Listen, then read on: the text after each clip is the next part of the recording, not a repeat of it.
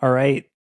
We are here, myself, Brett Hornig, Katie Schide. This is the first episode of, I think, what's going to be a 5 or 6 part series we're calling Eurotrack, which, at least for the first episode, we're going to do a little bit of an intro to the European ultra trail running scene. Katie Scheid we'd spoken a couple months back, and she had suggested the idea that it might be good, given the track we're taking with this podcast, to have a recurring episode where fans of the show, followers of the show, can just be more educated on what's happening in that part of the world. I thought it was a great idea, and I think what we're going to do here today is spend a little bit of time just providing more context for the scene.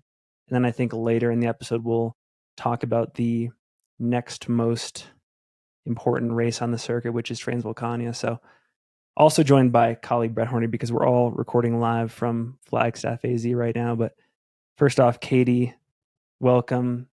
Such a pleasure to have you here. I'm super stoked about this series, so thank you. Yeah, thanks for inviting me to your Airbnb headquarters here. I'm excited to be in America again.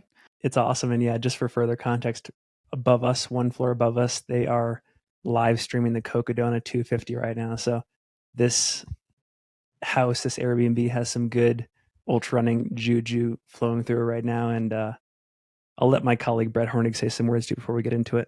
Yeah, I mean, this is just going to be a really, really great opportunity. Hopefully one of many to come. We just fueled off of some amazing pizzicoletta. And yeah, let's dive into it. Katie, I think the first topic we might consider digging into, and we were talking about this at dinner earlier tonight, is the concept of training hubs. Like, we're in Flagstaff right now. It's widely recognized in America as like one of the key places, if not the most important place, that an American ultra runner goes to train and even live full time. Places like Boulder, Salt Lake City have a similar role. Does a Flagstaff type of place exist in Europe? And maybe talk about just the ways European ultra runners organize themselves from like a community-based and training-based standpoint. Yeah, I think this is, as I mentioned earlier, it's a difficult question to answer because there's so many moving pieces. So I think maybe first would be to think about like why these places in the US are considered training hubs. And I think in a lot of ways it goes back to like the roots of ultra running in the US, which is a lot of people coming out of college programs. So here we have NAU, which has like a really well-known college running program, which also feeds into all of the professional road running programs in the area. Then in Boulder, of course, you have CU. And where else did we say? Salt Lake, I guess the U also. So those are your big Western running schools. Good weather, like here you're at altitude. You have access to a lot of the resources that the professional road teams have access to.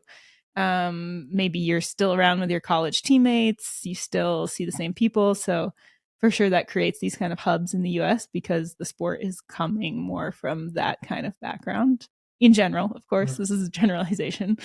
Yeah, of course. Yeah. Whereas in contrast, in Europe, first, there is no college running, period. Yeah. There is no high school team running, period. There is no high school sports. There are no college sports. So it's all club-based. Yeah, and it's really something you do outside of school. It's not attached to school in any way. So that just creates a whole different culture around sports and, of course, endurance sports in general. So when you become like a 20-something or a 30-something pro ultra runner in the sport and you're based in Europe, where does that leave you in terms of having a community of people to train with? Is that a priority? And where are you basing yourself? Talk about that. Yeah, I think generally in Europe, it's more normal to live close to where you grew up. And there is way more of this sort of family support system that I feel like, at least when I was kind of coming out of college, like high school, college age in the US, it was kind of uncool to still live, in the same town you grew up in. Whereas at least my experience, like in France and Switzerland, like it's completely normal to live like in the apartment below your parents' house, or with your parents until a pretty like old, not old, but in your 20s. Like that's really normal. And a lot of people just live at home to go to university. That's also really common. Wow. So is there, like, if I was to say, what is the Flagstaff of France or the Flagstaff of Spain or the Boulder of Germany, would you say that there's not really an answer to that? It's like not a fair comparison. Yeah, it doesn't compare at all. Mostly just because the whole like college town thing is so different. Like the way people go to university is completely different. Yeah, that's definitely interesting how, yeah, it sounds like, it almost gets more spread out because, like you mentioned, like a Flagstaff, Boulder, Salt Lake, that's 3 of like 5 great options in the US. You might have a couple hundred different great options over in Europe. You had mentioned that, a lot of the, trail runners now are coming out of the collegiate ranks here. Where do the majority of, like professional or elite trail runners come from in Europe? Yeah, I would say they all come from different backgrounds. It's not like everyone's coming from the same place. For sure, some people come from their club running teams or from cross country. There's also a sport called mountain running, which is a specific sport. Yeah. So people come from mountain running. People come from other sports, but like I feel like everyone has their own little unique story. I would say in general, more people come from maybe not competitive mountain sports, but like some type of mountain background. Either they grew up in the mountains or like spent a considerable amount of time in the mountains with their families growing up. You had been saying over dinner that for a lot of these people, they're already like, they were like born in, like, because of the geography of Europe, a lot of these people were already like born into the mountains too. And so to go to some training destination from a geographical standpoint doesn't make sense because they're already there. Yeah, I would say in general, yes. Like if you're doing, trail ultra running, then you probably already live in the mountains. And if you don't, maybe you're going to go somewhere. More recently, people have started to prepare more specifically for some of these bigger events. So you will find obviously a ton of people in Chamonix, like in the summer, because UTMB has turned Chamonix into a trail running destination. Yeah, but it's more people there specifically training for UTMB, I would say. I was going to say, like, for the locals that are based in southeastern France, in the remainder of the calendar year, like outside of that UTMB week, that whole UTMB month, August, September, what does Chamonix mean to the mountain running community the rest of the year? Is that a place where people base themselves out to train and stuff like that, or is it kind of like just the place you go when it's UTMB time I would say, do you mean for runners? for runners? Okay, because I mean Chamonix is like a skier and climbing Of destination. course, yeah.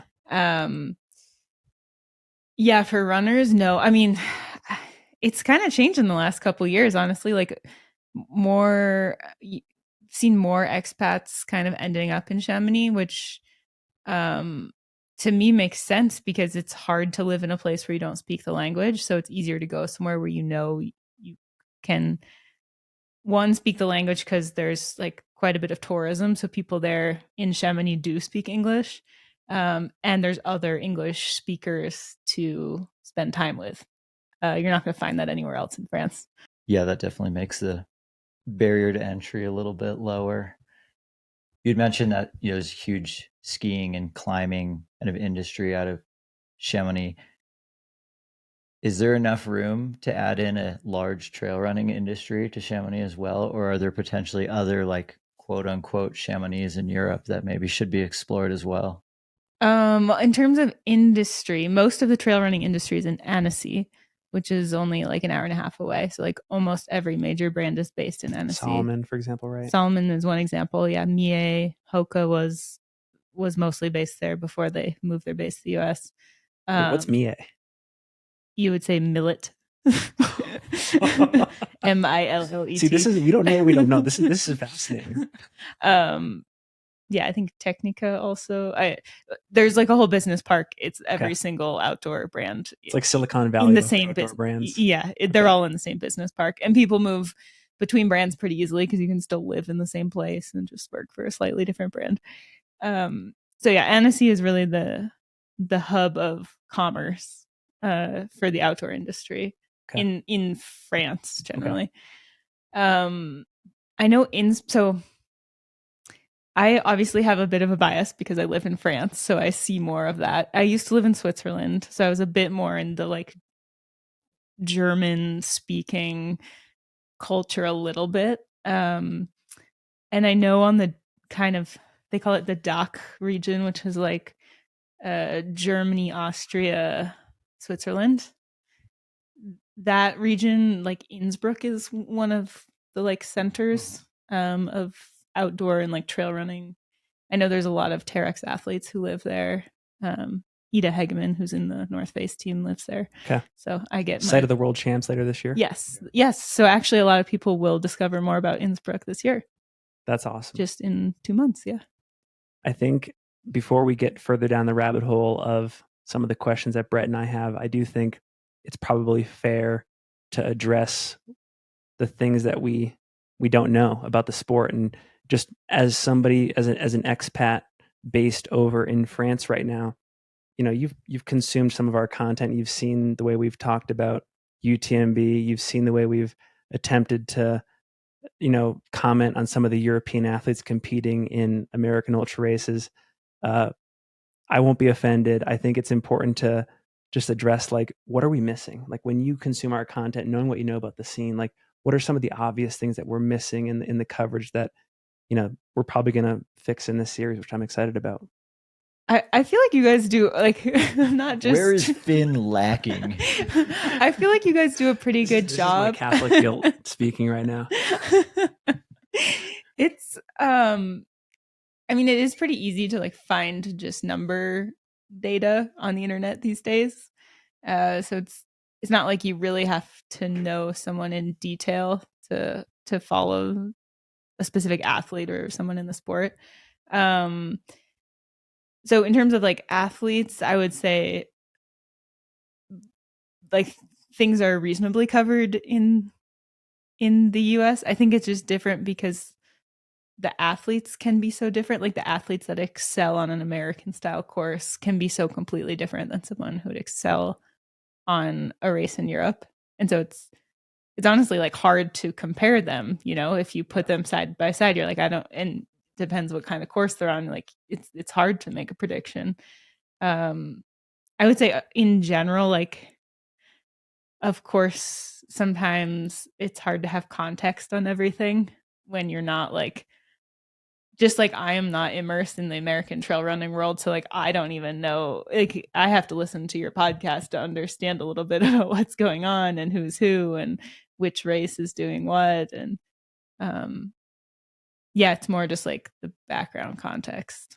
One thing that we had talked about in a prior conversation that I thought was really interesting about what was missing a lot from like our point of view in some of the podcasts was just some of the European storylines for like European athletes, you know, I mean, whether it's racing at UTMB or like in the States, just some of the stories that don't quite make it to, you know, media people like us, just because the story kind of dissolves due to a language barrier. And that was really exciting because you even gave just a few quick examples of like a couple of European athletes at Western States last year. And it was like, you knew these things about them and their training leading up to it. And we had no idea. And that would have made for such a more interesting storyline other than like, we have so-and-so from Switzerland and they did this race.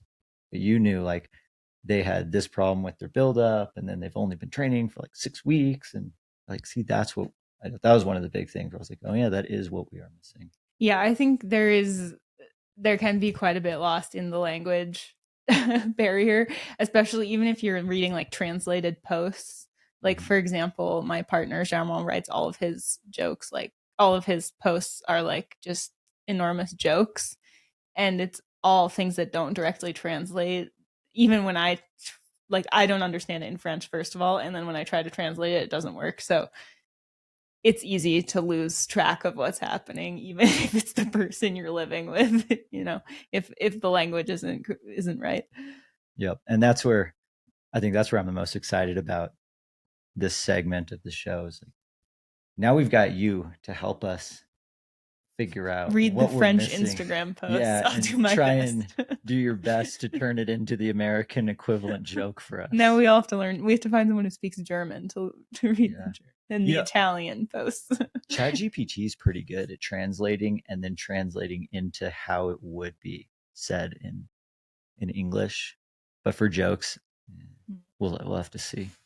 Katie, just playing on the athlete thread for a second, athletes like Kilian Jornet, Emily Forsberg, Francois Dane, the list goes on. There are certain household names that transcend the continent, and American audiences understand and appreciate them. Are there any athletes that come to mind that you feel, for whatever reason, are either discounted by American audiences, or there's just the marketing around those athletes misses an American audience that you think that listeners to this show should be more aware of? Who's underrated is what I'm asking. Well, first, I think the question is like, who from the European continent in ultra running, because I know we're being specific to ultra running here, like who do Americans know? I mean, Francois Kilian, and who else? Beth Pascal. Let's do an association. Like, Brett, who immediately comes to mind? Well, now that I'm on the spot, I'm like blanking on everything. I feel like you probably mostly know athletes who have done races in the US. Definitely more so than not. It's like either if they raced and had success in the US or Seb Spaler. We're way up there at UTMB. Yep. Like Pau. Pau Capel, Seb Spaler. We're going to talk about Andreas in a second for Transvulcania. We talked about Caroline Chevreau earlier. She was one of the athletes, we talked about at dinner. It's mostly athletes that are in contact frequently with the UTMB race series or with Western states. And after that, it's a drop off. I will say, just out of respect for some folks in the audience, there are some super fans out there that are going to be like, I can immediately rattle off 50 names, no problem. In fact, I know all of the athletes out there on par with American athletes, but I generally suspect that there's a lot of listeners out there in our position where it's like you have an immediate association with like 5 athletes, maybe 10 athletes, then there's a dramatic fall off. Yeah, I would say first is like the tricky point of managing the like division between ultra running and not ultra running. Which like this is a whole nother thing, but because the first like in where is that line in Europe? So first in Europe, ultra running is the qualifier, not sub ultra running. I saw how you started a new podcast. And which I honestly laughed at, because I was like, okay, so you're just renaming trail running, because in Europe, trail running is trail running. So there's trail running. And then there's ultra running. That translates better, actually. I feel like that puts in context a lot of like the culture around the sport. Is like, first there's trail running, then there's ultra running. Whereas here it's like it's ultra running here. And trail running are the same thing. Yeah. And here's short distance trail running. Yep. So it's a different approach to the same thing. Yeah. Like if you could rattle off like maybe 3 or 4 men on the European ultra trail scene and 3 or 4 women on the ultra trail scene, who would they be besides like the Francois, the Kilians, besides the Mimi Kotkas? Like, yeah, I'd be curious to know like who immediately comes to mind for you when it comes to like greatness on the European continent, and if Brett and I are overlooking anybody. Yeah, I put together like a quick list, but these are more like recent names. I mean, there's also like, really well-known people who've done amazing things in the sport, but like maybe aren't competing at that level anymore. So this is more like, current events. Obviously I have a huge France bias because I follow it more, but there also are just like way more trail runners in France, ultra runners, sorry. So yeah, on the French side, I mean, there's quite a long list of men. I would say like Orléans Dunan-Pala, who was second at UTMB 2021. Okay. And he will be coming to Hard Rock this year. Okay. Yeah, then we have like Nicolas Martin, who actually he goes back pretty far. If you used to follow, like he's somebody on the in France who really follows the federation races. So like he's very much into being on the French team and racing for the French team. So you will always find him at World Championship events. I think he was third at World Champs, and he'll be at last Innsbruck, year. I'm guessing, in June. I imagine, yeah, he's always following that like he's always following that race. He prioritizes that. Yeah, for females in France, like Camille Bruyas, of course, I am biased because she's a good friend of mine. I mean, I also purposely didn't mention Jarmel because I feel like it's like I can't talk about my own partner as the but yeah, no, but I feel like he actually is maybe known more because he kind of has a link to the US for me. Yeah. But yeah, Camille Bruyas. With Camille, do you feel like she's underappreciated to any extent? Like, I feel like she was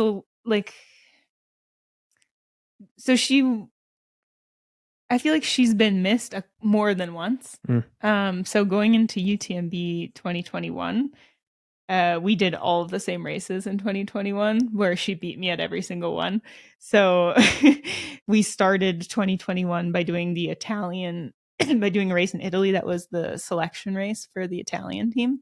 And so it was quite competitive because all of the Italians were there, in top form. It was like it was the first race we had done since like COVID had restricted us to our homes. And yeah, Cami actually had an incredible run there. Like where she finished within the men was really impressive. And I realized that nobody in the US was following that because it was it was not a normal, like big competitive event. It just happened to be the Italian selection race. But from there, I saw she was going to have a really good season. And then she had the course record at Lavaredo just a few months after that. And then going into UTMB, she was like almost overlooked by the American media. Like, oh yeah, we should watch her too. But it was clear that she was going to be on the podium. Whoops. Yeah, and then she was second at UTMB with incredible time, only beat by Courtney. And then when she was coming over to Western States, I also felt like she was again kind of missed. Whereas because I know Cami really well, I know that Western States is a course that suits her even better than UTMB. She's really strong at running, like faster running. But yeah, I think I'd mentioned to you guys, she had like a really interesting story coming into Western States last year because she had been struggling with Achilles pain since the previous fall. So she had, I mean, if you look at her Strava from that time, from like fall 2020 through, fall 2021 through her, like through Western States, she was not running that much. Like she was doing the minimum that she could with her Achilles pain, and then came in and finished 10th at Western States on very, very minimal running, which really impressed me. I think if you knew the story, it was really impressive. Maybe from the outside, it was like, okay, like she had a good run. She was 10th. But really for me, it was like, wow, okay. Yeah, I feel like, had everyone known that story, 10th is now like that's incredible. Yeah. It's like, whoa, like how did she even finish? But instead it's like, oh, well, Europeans coming and racing Western States, it's very runnable, it's super hot. Like, okay, 10th, yeah, that made sense. But the context was just totally wrong. Leading into that. Absolutely. I mean, it's a race where I know that Cami can come in like top form and like win. I mean, I would like to say that I've never run Western States, so I can't really comment too closely on that. But I think, but you would put her in that conversation. I would put her, easily talking about winning. Yeah. So you're hired for the Western States preview. But thanks. Yeah, beyond, like, let's get outside of France to like a little more diversity. Can I ask one question about France? You had mentioned that France is a hotbed of ultra running on the continent. Is that like when you compare France to Spain or France to Germany, or France to the UK, does France have like a larger stockpile of highly talented ultra runners in your opinion, or is it more dispersed? In terms of ultra running, yeah, I think there are quite a few ultra running athletes. I think having UTMB in the country helps. I would say in general, like Italy is not a country where like ultra running is viewed in the same way. Like they value more sky running, mountain races. That's like Okay. mountain sport. Same in Spain. I would say it's more focused on shorter distance races. So like sky running or whatever brand is owning these races these days, but like, you know, the 20 to 40K distance. Yeah. If you were to create a podium that measured passion for ultra running on the European continent, let's just say like France was number one, how would you fill out the rest of that podium in terms of countries? This is for ultra running. Are This we is like this is for ultra running. the continent? So like the UK can count. We'll include the UK too. Yeah. I would put the UK maybe up there. Okay. They have they have pretty good participatory numbers, I think. Okay.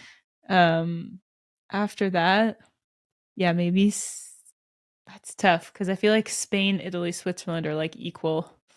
Okay. And Germany is just catching on to this sport. I mean, they don't have that many mountains. So they've got like a small piece of mountain at the bottom of the country. Okay. So like from a participatory standpoint, from a fan standpoint, you're saying that sort of the UK and France are in their own category for right now? Yeah, I would have to like, I'm bad at speculating because I really like data. But I would say, yeah, France definitely values ultra running, specifically ultra running, more than any of its neighboring countries. Yeah. So I guess, I mean, you just said you'd like data-driven questions. I don't believe this is a data-driven question. In your time living in Europe, have you seen the landscape from either trail or ultra running change just over your time there? Just over the course of the last, like, how many years have you lived in Europe now? It would be 7 this summer. Okay, so that's definitely a long enough time to have seen a change to the, I don't know if it's the industry, the culture of the sport, shift in event focus. Has there been anything major like that you've noticed? I would say in the in the trail running industry, there's been a lot of shifting. When I first arrived in Switzerland, sky running was very much like the premier circuit that you followed and ran in if you wanted to be like a trail runner. Mhm. And then that kind of Golden Trail kind of came in. There's a lot of politics behind all of this, obviously in the background, and kind of took over. And now skyrunning is almost It's nobody follows it anymore. And now Golden Trails has taken that over, which is interesting. I mean, they now like own some of the same, not own, but are It's like taken over. Yeah, they've taken over the same races that used to be sky running. There was even one year when like Zegama was both sky running and Golden Trail. I don't know. Yeah, so things are shifting there. That landscape has moved quite a bit. Ultra running has exploded, especially the professional side. There is just way more, like brands are just way more invested now than when I first came to Europe, for sure. I think you're seeing the same thing here. I don't think that's unique to Europe. Yeah. For the sake of not, because I could probably take us down like 7 rabbit holes right now because I'm so fascinated, especially with the Golden Trail stuff. But this is ultra running. But this is not yeah, the sub hub. Yeah. Sorry, Danny. Sorry, MK. Love what you guys do.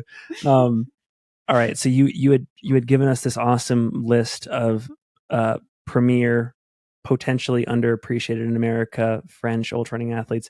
Orléans, I can't wait to look into, especially for Hard Rock. Now that adds to what's already a very interesting front of the pack race at Hard Rock. I think you were going to move to Spain next. Oh yes, Spain. Oh, Spain. Yes. Okay, so for me, this is like one of my heroes in the sport. This is really is Maite Mewara. I don't know. Yes. Okay. So you know Maite. But not enough. See, I'm Okay. familiar. I've heard the name, and then if you were like, name their most significant result, I'd be like, pass. I mean, I can name like the results, the races that I was at in which she won when I was there, when I was first doing some sky running races. So Maite was like sky running world champion at least once. I'm embarrassed that I don't know how many times. But so yeah, she was really dominating the sky running scene. She won Zegama. The year that I moved to, so my first full summer in Europe, when I was doing some sky running races, Maite was like on fire. She was the one, winning every single race, like covered in blood at the finish line. I mean, I wasn't seeing her at the finish line. I was finishing much farther behind her. But yeah, she was someone I always kind of was following, obviously, because she was, one of the first kind of champion females I was exposed to. And I do remember one time, like this is my own side story, but I remember her one time, like we were warming up before a race in Livigno. It was like a 30 or 40K. And I was like scared out of my mind. And I saw her and I was like, like starstruck, like, oh, Maite. And she like said good morning to me and like waved and smiled. And I was like, wow, this is amazing. But no, she's really kind. And I have had the chance to like meet her a little bit more over the years. She doesn't speak very much English, so it's quite difficult.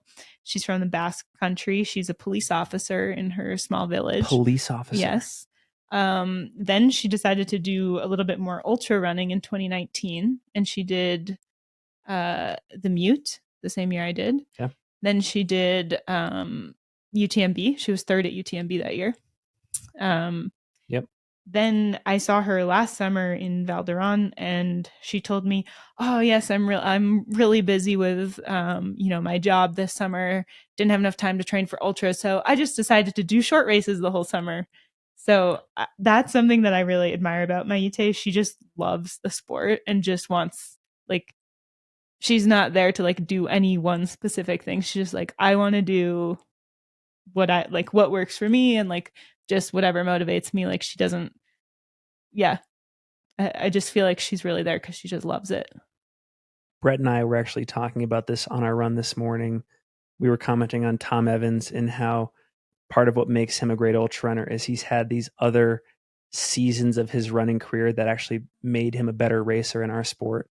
And Brett, if you want, you can go more in depth about this, but it seems like with Maite, like part of her excellence in ultra running, you could even attribute to what she's done in these shorter distance circuits. She's just had more reps at the plate in terms of racing and competition and stuff like that as well, which is cool. Yeah, I feel like she's someone who can show up to a race and just have no ego about it. No, like, if it doesn't work out, it doesn't work out. And she's done enough races. She knows there's always another one. It's something I've tried to like kind of take from her.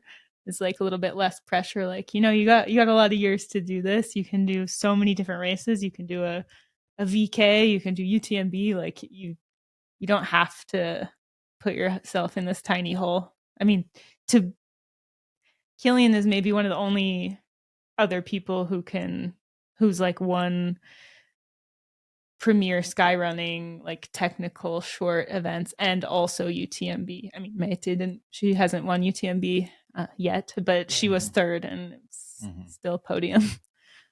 Yeah. So yeah, that's actually interesting now. The more that I think, we have like, there's a lot of elite American ultra runners who don't touch trail races under a marathon, or if they do, it was never serious. I was just training through it.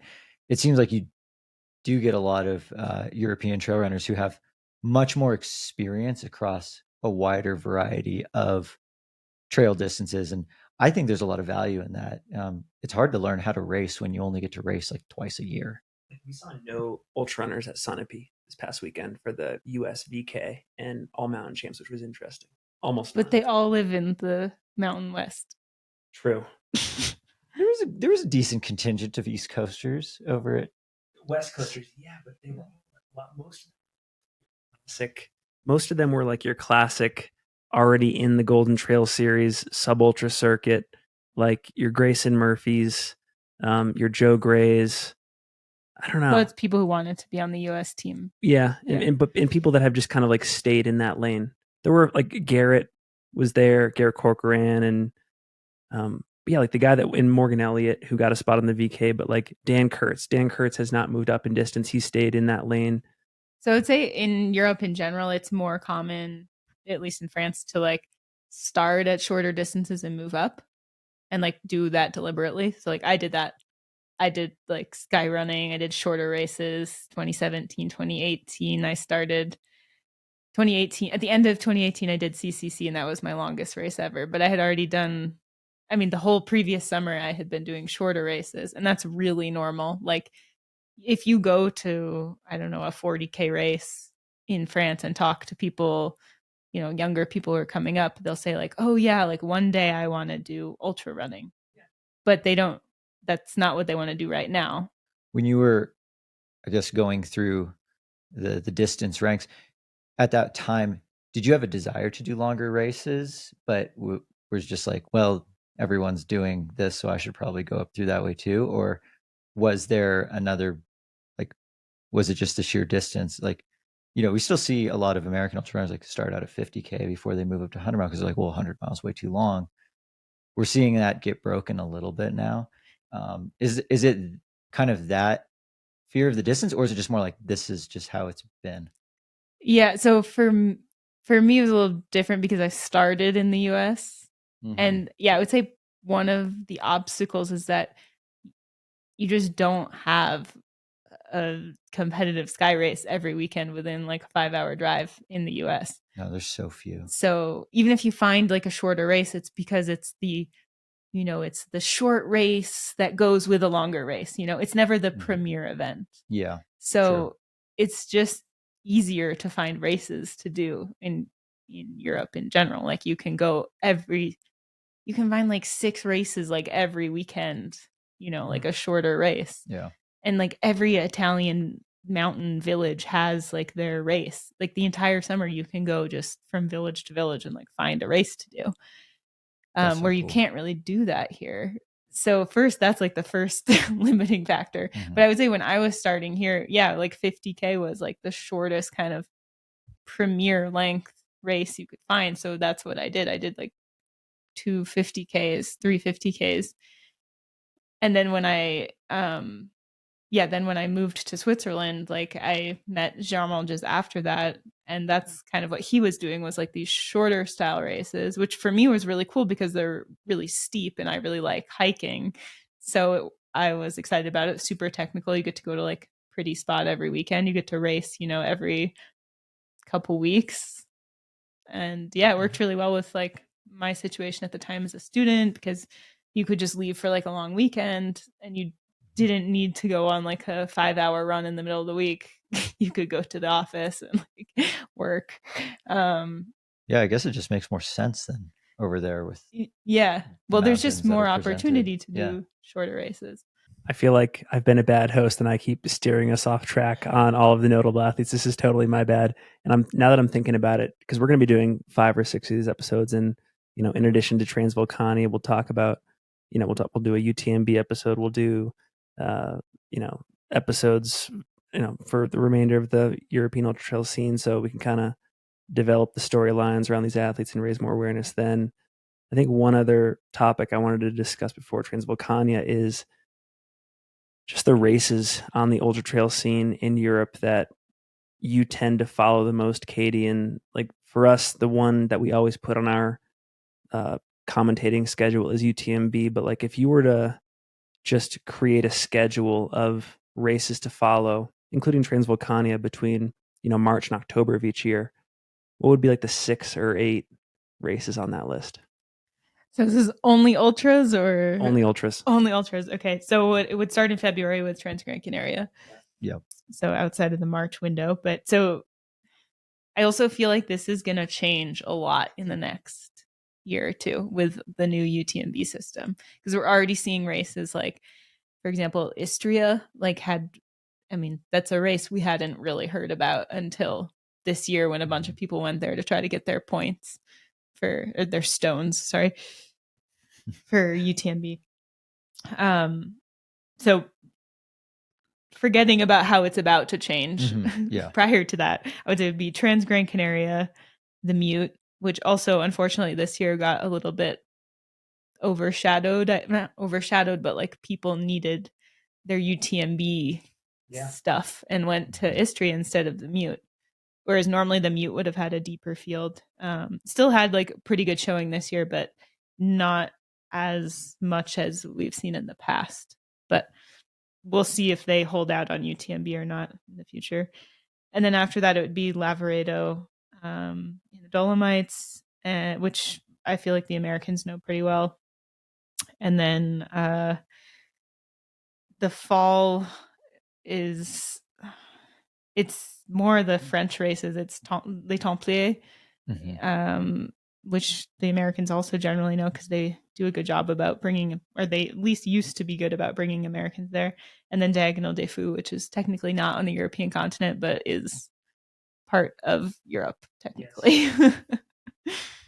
You brought up a really interesting topic that Brett and I and Leah, we discuss a lot in these episodes, and it revolves around whether we're seeing evidence that, you know, professional athletes like yourself are buying into this UTMB system, and it's like the equivalent of like paying to play. Like they're going to go to these satellite races, they're going to get their stones, they're going to get their qualifiers to the big dance.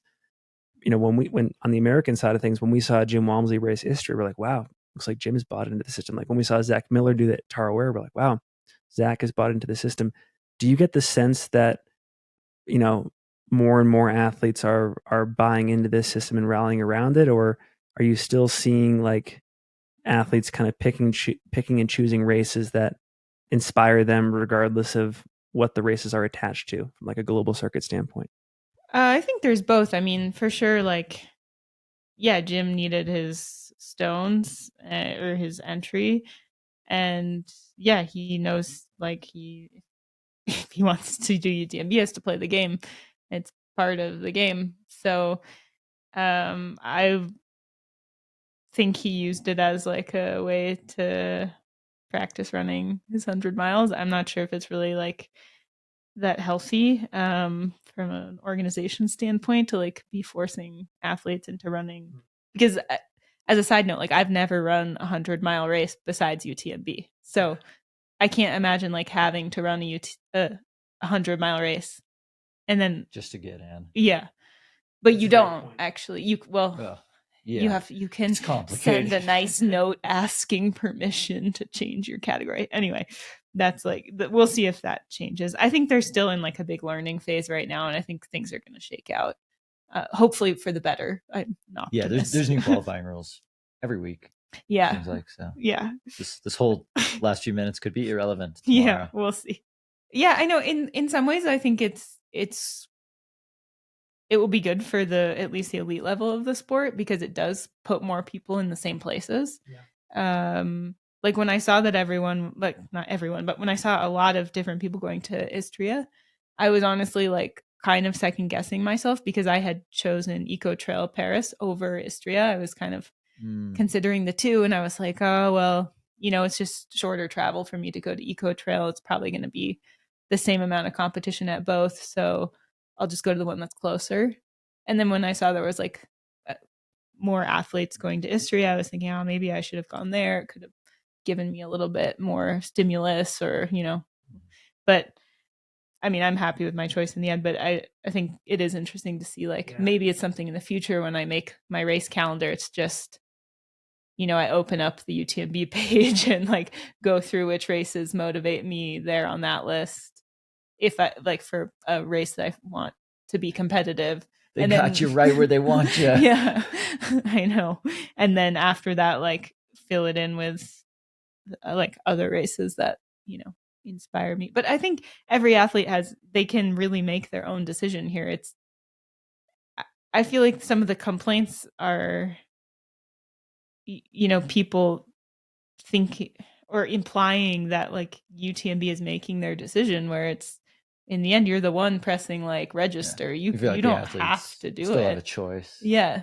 Even just setting aside the politics of the situation, which we could talk about in a future episode, or honestly, you don't have to. But do you get the sense that athletes in European-based ultra trail athletes, is there a general excitement for the UTMB series? Like when they think of like events they're going to do, were they going to do these UTMB events regardless of the new qualifying system that came into place? Because I do feel like there is some division. There's a lot of division in the American side of things, but I'm curious to get your sense of whether there's more unity in terms of excitement for the series in Europe. For the series, no, I mean it's similar reaction. Like people like making fun of it. I mean, it's UTMB itself is a whole different thing. Of course, people like, that's a lot of. I mean, that's like a target on the calendar. The series itself, I'm not so sure. I feel like it's still so new. Yeah, there's still we need like time stages. to see what's gonna happen with it. I think one more, just last bit of discussion before we get into Transvulcania is just: are there any other differences or interesting insights about the European scene in contrast to the American scene that are worth discussing in this episode? Whether it's the way fans interact with the sport, or the way the media creates stories around the sport, or the athletes themselves or the races. Anything else interesting we should cover before getting into Transvulcania? Yeah, I think there's obviously a lot of like nuances just on different continents, different cultures. I mean, it also obviously varies like country to country. My like little anecdotal story is that my very first race in Europe was in Italy, and I was shout out to Hillary Girardi. It was her birthday, another American expat, and I would say going back to before, like she's also someone who isn't covered that much in the U.S. and does great on not ultra. She has done some ultra running technically, but no, she's a really great technical runner and really good at these like sky races that we were talking about. But anyway, Hillary invited me to a very technical sky race on her birthday. And this is actually where I ended up meeting Sharma. So this is like a a great race. The Livigno, not Livigno, the Limone sky race. So anyway, I'm on the start line. This is my first like race in Europe. I moved to Europe with 2 suitcases, so you can imagine I had very limited clothing. So I had my one pair of running shorts and my one t-shirt that like did not match in any way. They're like blue and orange. Just like a random assortment of clothes that you'd go for a run in, as you would in the US. Makes sense. Just, and yeah, I'm on the start line and everyone's packed into the starting area with like the big arches blown up. You feel like you're really at this huge event where it's really, I mean, it was actually the last race of the Sky Running World Series. So I guess it was kind of a big event. But everyone else seems to be wearing like a matching kit of some sort, some brand. Like everything matches: the top, the shorts, the socks, the shoes, the hat. They all have their technical backpacks on. And I'm thinking, wow, okay, like they're all here for the Skyrunning World Series. These are all people fighting for like the win at the overall. And then I'm realizing there's like hundreds of people in matching kits. And so I'm thinking, okay, like I am not as fast as these people. Like I should really go to the back. So I go to the back of the corral, like, wow, I won't get trampled by all these super fast people. And when the gun goes off, it turns out that actually these are just really well-dressed people. And that I should really have started, not in the front, but like somewhere a few rows up, because it's just the people just take it a little bit more seriously. And they like, if they're there to do the race, like they're going to invest in like having the nice, like the proper, like up to date in season kit. Okay. I love that. And I feel like this perfectly illustrates the difference between a European race and an American race. We're a little more ragtag bunch. Yeah, there's nobody in like jorts and a tie-dye t-shirt, like, or just no shirt at all. Well, first you would have, there's required gear first of all, so like you can't just be shirtless. That was one of the biggest things I heard about like Europeans coming. They're like, you don't even have to wear a shirt in this race. Like, you just yeah, I know. I was packing to come here, and I was like, oh, I should check the mandatory gear for Western states. So I have my like miniature phone and cup and survival blanket. I don't think there's a list. No, there isn't. No, there's no list. No. So yeah, I would say just in general, like there's a general sense of seriousness even in like throughout the pack. It's not just the front. It like very much in the middle of the pack, you'll still find very serious people. Not in like a bad way. It's just like they put in their time and they like care about what they're doing, and they're not like there to make jokes about it, you know? Yeah. I love that story. And I would say the last thing is like people, you will find people who are like fighting for 70th place as opposed to 73rd place. Like it's not like, oh, it doesn't matter anymore. It's like people are there to do the race, and they like I appreciate that. Like you don't yeah, it's a race. Yeah. That's awesome. Last question on this front, Katie. This is something I'm curious about.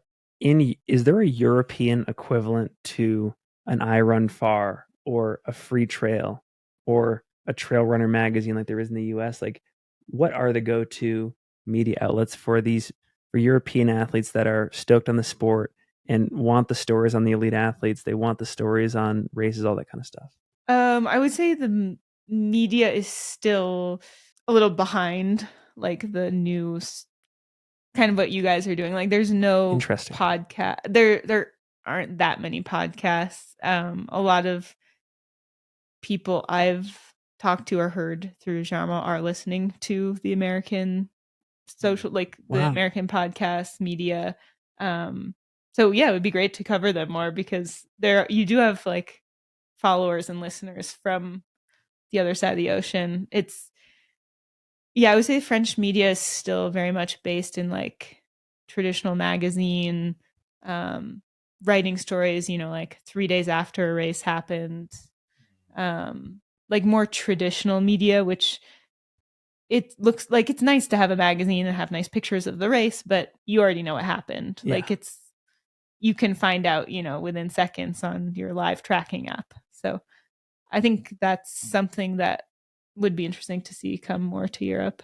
Well, yeah, I think in future episodes we will spend more of the conversation going deep into the given race for that week or that month. But I love just setting the table with episodes like this because I think it just provides great color commentary and just more depth and insight into what we're about to discuss. We probably have 10 or 15 minutes left here to talk about the race this coming weekend. We're recording this on Tuesday, May 2nd. Transvulcania by UTMB is this weekend. I think we can talk briefly about like the ambiance of the event before going into the men's and women's races. But Katie, maybe lead us into this by just talking about what excites you about this race, what it means in the context of European ultra trail running, and just what draws so many competitive athletes to the starting line. Yeah, so I will preface this by saying that I have never been to La Palma and I have never done this race. One day, though, maybe? Yes, I would really like to one day. Jaume, my partner, is currently there and will be racing. And so all of the like on the ground information I've gotten has been via text from him. But this is very, very well-known race. What I think is really interesting about this race is that it's in France, they don't really count something as an ultra until it's over about 100K. So we've had this conversation. I thought the US needs to redefine their meaning of ultra marathon. So this is kind of like in this gray zone between trail running and ultra running. 70K? Yeah, it's 76K. 76K. 77K. One of the things I love about European ultra running is that they don't have to round off and even. Yeah. It's just the trail is the trail. And yes. then it just comes out to whatever it is. Whereas all American ultras are 50K, 50 mile, 100K, 100 mile. We'll do laps around the parking lot if we need to. I had this in one of the questions that Finn had said ahead of time. I had written like, yes, distances do not have to be an exact distance. It's just whatever the distance is. Yeah. I reminded Finn of that on our run this morning. I was like, Finn, did you ever run in a time pre-GPS watches? He was like, no. And I was wow. I was like, see, I have. So like, I'm just going to finish the run. I'm probably just going to hit save. You might ask me, how far did we go? I don't know. By the way, Brett stopped us at 11.85 miles. My mind was almost blown. You should run in kilometers Sure. because you're more likely to hit a round number. But yeah, so anyway, I would say this race is really interesting to me for two reasons. One, it's like this gray area between ultra running and trail running. So it gives a little bit of benefit. I mean, it definitely gives benefit to people who maybe don't do that well managing really long efforts, but have like the endurance to last longer than 40K. The other interesting thing is that we're very much in the gray area of ski season ending and people starting to run again for those athletes who ski most of the winter. Mm-hmm. So it's trying to think about like, trying to predict things is really hard because it's trying to guess like, okay, who's coming off ski season with enough running legs and who is fast enough but also can last long enough. And then another really specific thing about this race is that it's more or less like one up, one down. So it requires a different type of management than another 76K race, I would say. One question, I'm sure Brett has a few questions off that. One question I have is, with your partner Germont, what brings him to this race? Yeah. So he did like a full skimo season this year. And his first main goal of the summer was the 90K du Mont Blanc, which is the marathon. It's part of the Marathon du Mont Blanc. And as he was trying to plan out his racing calendar, he was thinking how it'd be great to do at least a race sort of at the beginning of the year to get like a gauge on where I'm at coming off of skiing. Just, to know what he wants to work on moving into the 90K and then later into UTMB. And then, so that's actually funny because he thought, oh yeah, like I think it would be a good idea to go to this race. There'll for sure be like some people to race. It'll give me a good gauge on my fitness with running, what I want to work on. And then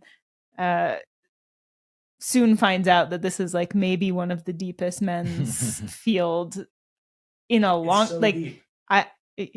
For any type of race, really. Like the depth is deep. The depth. It's so very deep. It's not a quiet rust buster. So I think he will very quickly figure out what his strengths and weaknesses are. I don't think he'll have any alone time. That's a question I had actually, is so coming from kind of like a European racing mindset, from a difficulty standpoint, where does this course profile lie? Like, is this seen as a pretty difficult course, or like more runnable, not too intimidating in terms of terrain? Because I think like from the US side of point, it's like, this is a very hard race, like really gnarly downhill. You go through a lot of different climates. Like, it's seen as maybe one that you can run a decent amount, but it's like you have to have really good mountain legs to do this race. I think, well, first I would say hard is a relative term because that's true. You're trying hard. Every race should be equally hard. Yeah. But like difficulty also like to complete. But also this is like really different because when people ask me about, I've had like people in Europe ask me, for example, about Lavaredo. Mm-hmm. When they're like, oh, how is Lavaredo? And I'm like, oh my God, it's so hard because you have to run the whole time. And it's not technical. So it's so hard because you have to keep running. Yeah. If you're just asking about technicality, I mean, I've never been there. What I heard from Jarmo is that the climb is like super long. It's very runnable. Yeah. I think you're running the whole climb. It's a little sandy in places. And then the downhill, he told me, is technical. It will like kind of go in intervals of non-technical to quite technical. Okay. I would perceive that as difficult. So, all right. I think that answers my question. I would perceive it as more fun than runnable. Yeah. Okay. That's fair. Just playing devil's advocate. Yeah. So, Katie, maybe should we start with the men's field or the women's field first in this race? Let's start with the girls, the ladies. Run us through some of the names that, because we're on the Free Trail Fantasy page right now, and I'm sure there's going to be a number of folks that are looking to make educated picks. Who are some of the top names that stick out to you, and why? And walk us through your favorites.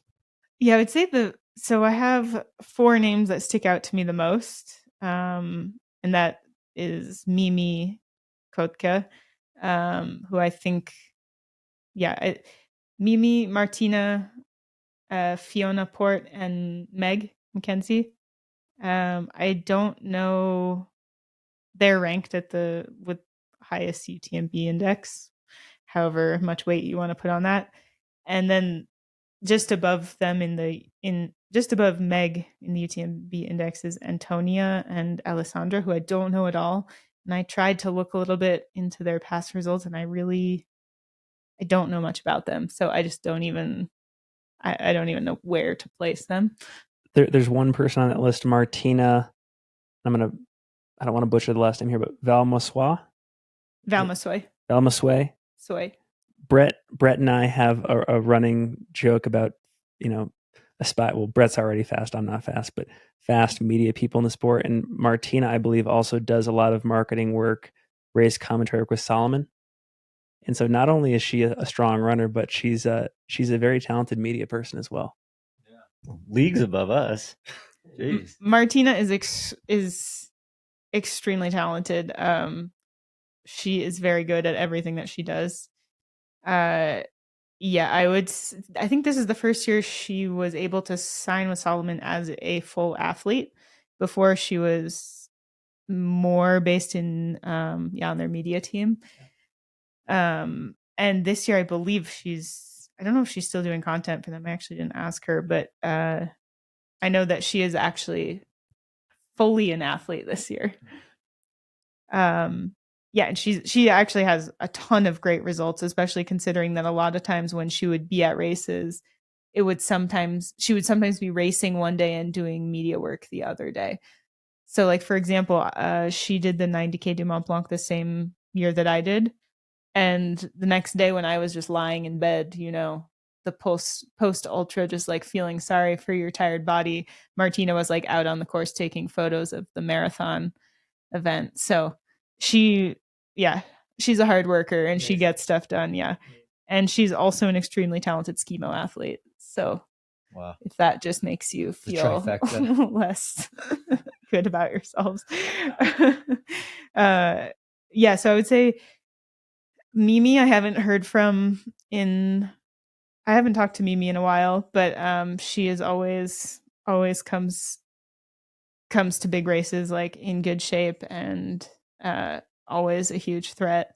I actually don't remember we raced together in a 40K last year, and I would say that she is faster at shorter races than people might expect. So I think it'll be interesting. Okay. She's speedier than you might think. Okay. Yeah. But I think it will be interesting with Martina because Martina is a very good technical runner. So the last downhill could be something where Martina is able to make up time. I'm not really sure who's going to be stronger to the top. I know Martina had a very good skimo season as usual. She wasn't able to ski as much this year as in the past because she had a climbing accident in the fall. So she was like pretty stuck at home for a while there, but she did come back for the end of the skimo season and was third at the Pyramenta with her partner. So she's definitely like in good shape. So I didn't go check to see how much she'd been running recently, but I saw she did like a more local race in Italy a few weeks ago. So it seems like she's taking things seriously. I guess she came off the Solomon training camp, so for sure she has some kilometers in her legs. That's great intel. Yeah. And then Fiona is another one Fiona is French and lives not that far from me as the crow flies. Very far from me if you want to take a car. As the car flies. As the car drives. But Fiona also does a lot of skimo in the winter, so she should be pretty fast in the uphill, I'm guessing. And then we'll see how much. She's not very active on any type of social media, so I'm not sure how much running she's been doing. But yeah, she'll be up there, I'm sure. And then Meg, of course, I know as well, and she's been putting in the kilometers in rainy spring Chamonix. Okay. So yeah, I think she'll it'll be a good start to the season for her. I know she has some other big trail goals planned for the summer. And then, yeah, the other two women there on the UTMB ranking, I don't know at all, so I can't really comment. Of the women that are lined up for this race, how many do you believe are in serious contention for the win? I would say for the win, probably Martina or Mimi. Okay. And then podium, is it more expansive? Like, yeah, then I would include Fiona and Meg, and I honestly don't know many of the names on this list. I think this race, we call them random ballers. random ballers, call them like people who will probably win and prove me wrong. Okay.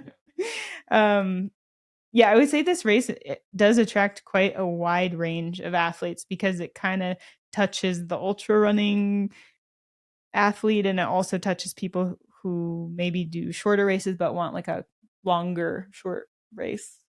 So spans all categories. Any other interesting storylines on the women's side that we should discuss before reviewing the men? I'll bring us through the U.S. men, and then we can talk collaboratively about the rest of the field. I noticed 23 men on this fantasy free trail list with a UTMB score above 800, which I think is wild.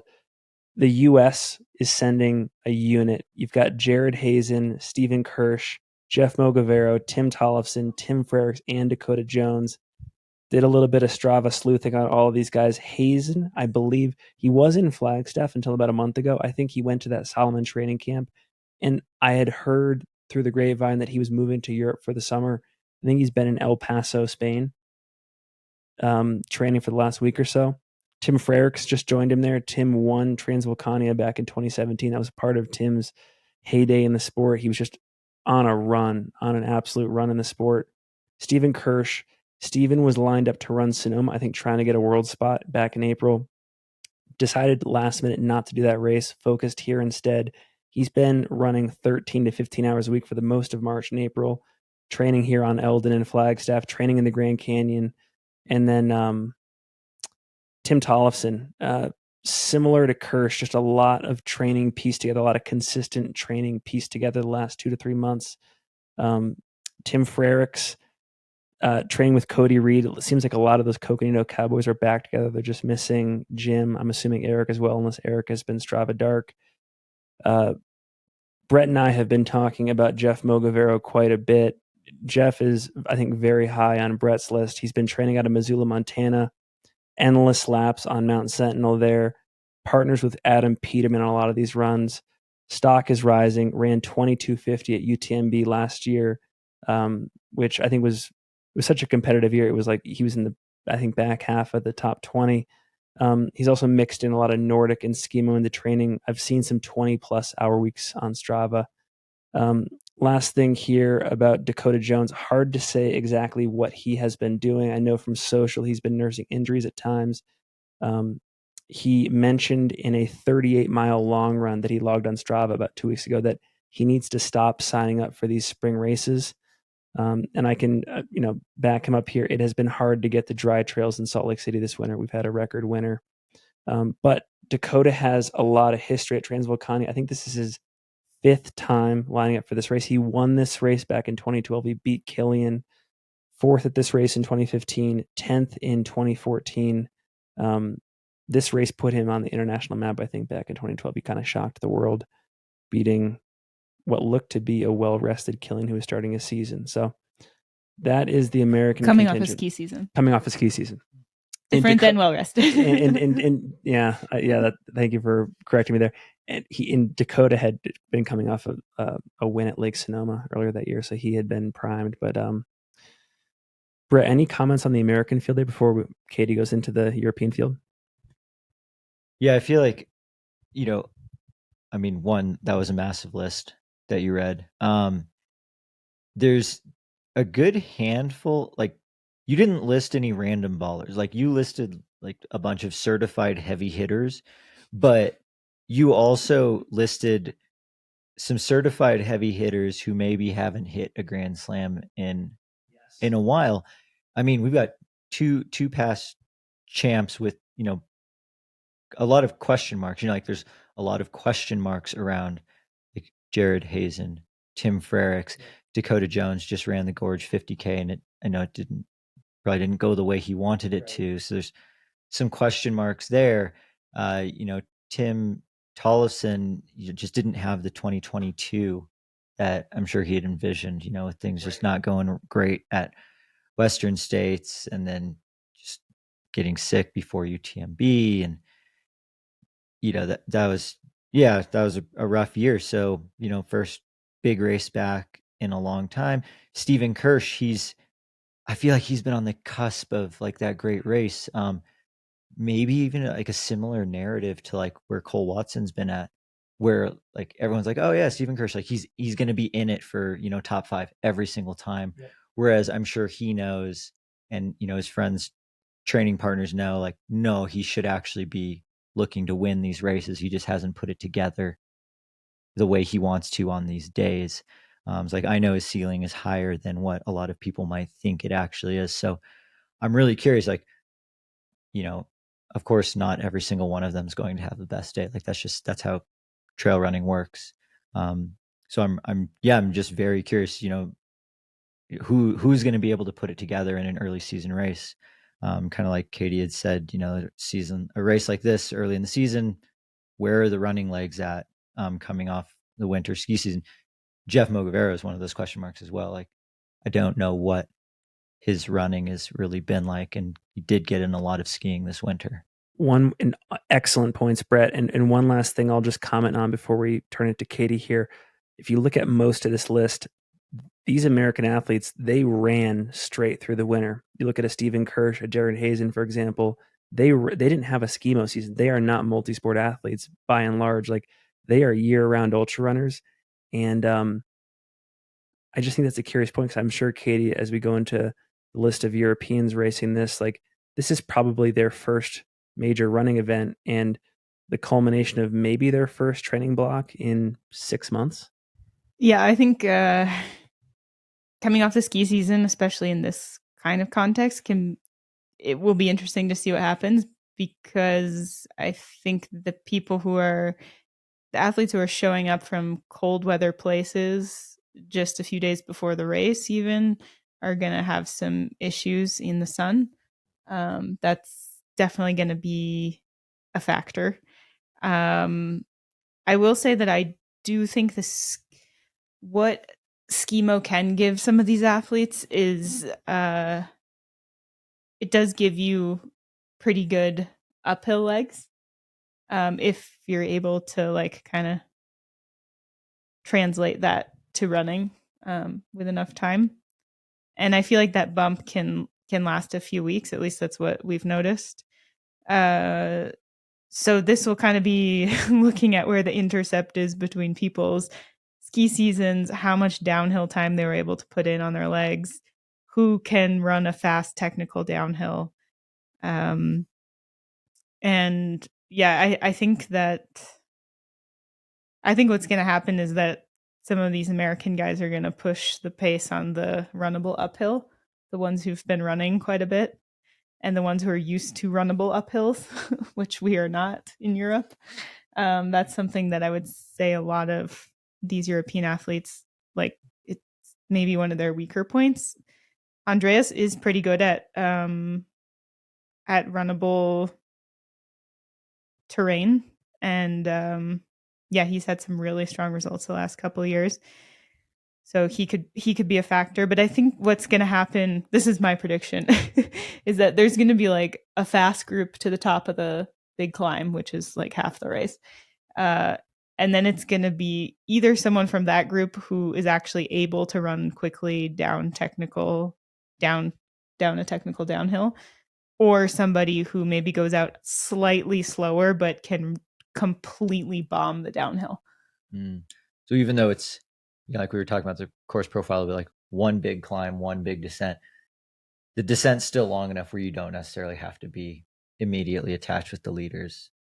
No, I don't think so. Especially knowing that there are huge differences in technical running ability in this list. Yeah, definitely.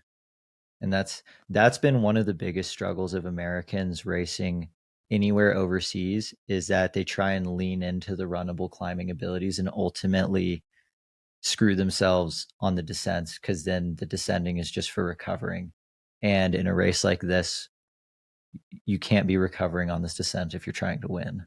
Yeah, I think this is where, like, if you do have a sky running background, or your primary mode of racing is like shorter trail racing, but for example, like Davide Cherez, he has like he's an Italian guy. He has a ton of experience on technical shorter races. He hasn't had any like huge, top of the international scene results, but like he'll be able to do the downhill really fast. Jarmo, of course, like I know he's an extremely strong downhill technical runner. So like that's not going to be his biggest challenge normally, but because he is just coming off a skimo season, that's where it's like, okay, yeah, also Sebastian Krogvig, very good technical runner, but also lives in the snow, did a lot of skiing this winter. Not sure like where he's gonna, like, maybe he could be the fastest, maybe he's not, it's not gonna be, maybe he won't be ready for it. I don't know. I'm learning that this is a very difficult race to make your picks for in fantasy free trail. This would be I can't even pick because it's no idea. Wow, huge kudos to whoever wins. Someone has to win fantasy free trail. And oh man, maybe this is my chance because I'd always do so bad normally. I would say Andreas, he is at the top of he has the most points from UTMB, but he doesn't do as much skimo as like Jarmo or Sebastian Krogvig. But he runs more through the winter, pretty good at like runnable style stuff. That race I was mentioning that Cami had her amazing race at, which was the Italian selection, the Porte Pietra in 2021. Yes. He won that, and like, yeah, again, not a well-known race, but like if you were there, that was an incredible performance. And this Transvulcania is more in that same time zone. It was like 8. I think that race was like 7 hours maybe, and this is what 8, and this is Andreas, right? This is Andreas, yeah. yeah. And I recognize Andreas because he was on the podium with Adam Peterman at 80K Worlds in Thailand last year. Mm-hmm. Super cool. Katie, one thing I noticed, at least in this men's field, that was a pattern just based on their UTMB racing history. A lot of these athletes take a lot of figurative shots on goal. They race quite a bit, but there does seem to be a pretty consistent pattern of either showing up and having like this epic podium performance or blowing up in DNFing. Like I've seen a lot of mixed results with Damian Humbert, for example, Ionel Manol, Ricardo Montani, Philip Oserhofer, even Sebastian Krovig to some extent. Like there does seem to be this mixed history, and um, I'm curious if any of these people are like capable of, a back half of the top 10 type day if the race isn't totally going according to plan, or it's like I'm only there to either podium or top 5, or like, I'm not finishing this race because I'm going to live to fight another day. Show up or blow up. What are your thoughts there? Yeah, I would say those, like, consistency is something that if I were to like be forced to pick someone, I would probably start by first crossing off the people with the most inconsistent results. Because this is, if there's a race where inconsistency is going to show itself, it's like when you're on the start line with that deep of a field. Like as soon as you have a self-doubt, you're going to be passed by like 6 people. So I think it's important that, if I wanted to pick somebody, I would pick someone whose results show like some sense of confidence, I guess, in the past. We also didn't mention, I think it's Young Ki. Yes. I watched him on the live feed of Valderon 50K last year. He's a very good technical downhill runner, and so is Christian Manole. So I actually had kind of marked them in my head as like those could be an interesting factor, because that race was quite technical actually. And they finished like within a minute of each other. So they were like pushing till the end, and they are both very talented, like 50K ish in that range. I think Yankee was at OCC. Yep. I don't remember. Yep. Was he on the podium? Not a huge jump up in terms of distance for total time for this race. No, similar, a little bit shorter. With Yankee, looks like he's DNF'd at UTMB in recent years, but did win the UTMB Puerto Vallarta race, the inaugural Mexico race there, and was third at Eiger Trail. Okay. Yep. Yeah, I think he's normally stronger at shorter races, but I do know that he also, instead of stopping a race, he will just like kind of jog it in.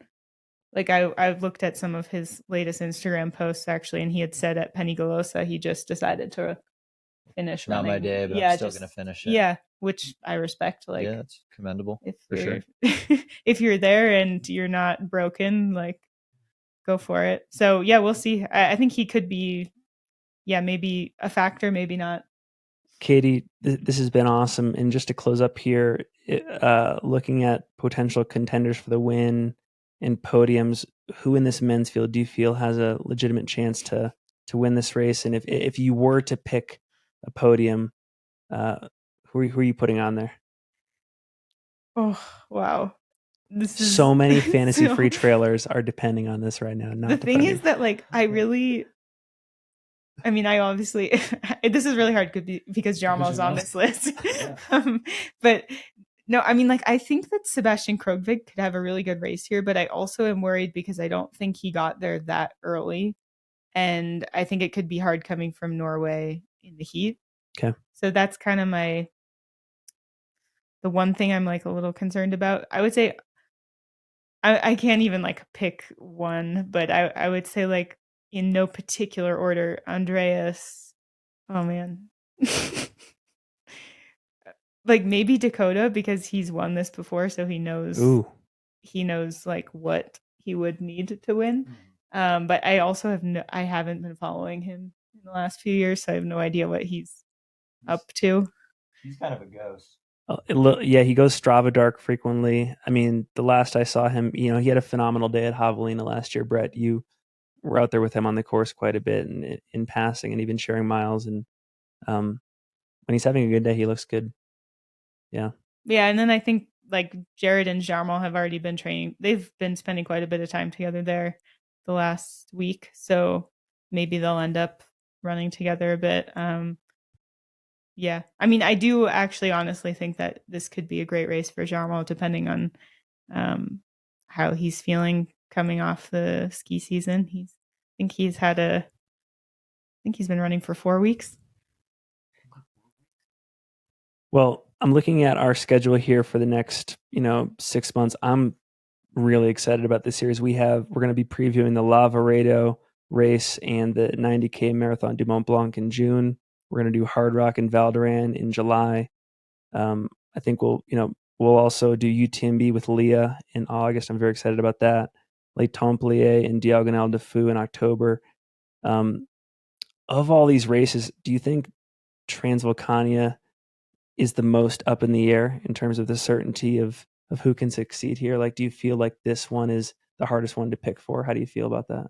Yeah, I think so. I think just the timing in the year, like with a lot of the European athletes coming off skiing, although there actually are not any, like, I think Jarmo's the only one who did a full skimo season. Yeah, he's the only one who did a full skimo race season on this list, actually. So, which I think just shows that people are really specializing a little bit more now. But yeah, I would say it's hard to pick because of the timing, like coming off the winter. We don't have any previous races to really base anything off of.